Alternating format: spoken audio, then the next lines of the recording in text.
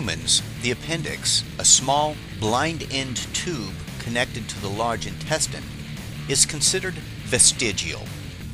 This veriform, or worm-like appendage, is found in the digestive tracts of many extant herbivores and functions to break down cellulose.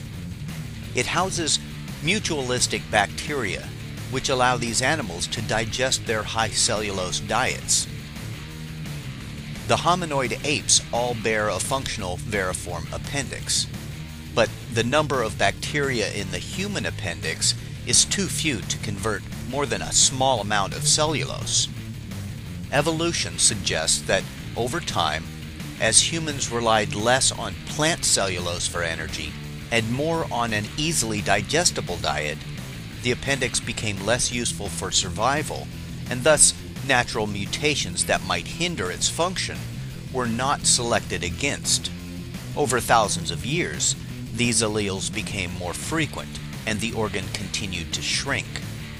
Some scientists have proposed tertiary functions of the human appendix, such as assisting the immune system, or by housing a reserve of good bacteria, or gut flora, when illness flushes those bacteria from the rest of the intestines. But today, the organ is more trouble than it's worth. Appendicitis occurs when this small tube-like organ becomes inflamed. Patients experience pain in the right lower abdomen as the inflammation becomes acute. Acute appendicitis requires immediate surgery. If the appendix bursts, the resulting peritonitis can lead to septicemia and death. Yes, my appendix was removed, and I'm very glad of it. The concept of a god or gods is a vestige of humanity from our earliest recorded history. We have used the God hypothesis to provide explanations when our knowledge and technology were insufficient to answer many of our questions. When bad things happened, we inserted the supernatural to give events meaning or place blame. Our gods may have had legitimate evolutionary function, such as providing solidarity and comfort. But our gods have always been gods of the gaps. In our enlightened and scientifically informed modern world, the places for gods to hide are diminishing at an accelerated pace, and hide they do. In fact, that may well be the greatest power that gods possess: undetectability.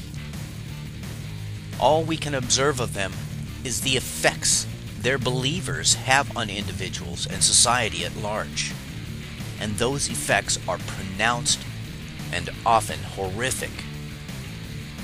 While religions have had some positive effects on humanity, the benefits do not outweigh the poisonous, insidious evil they have wrought.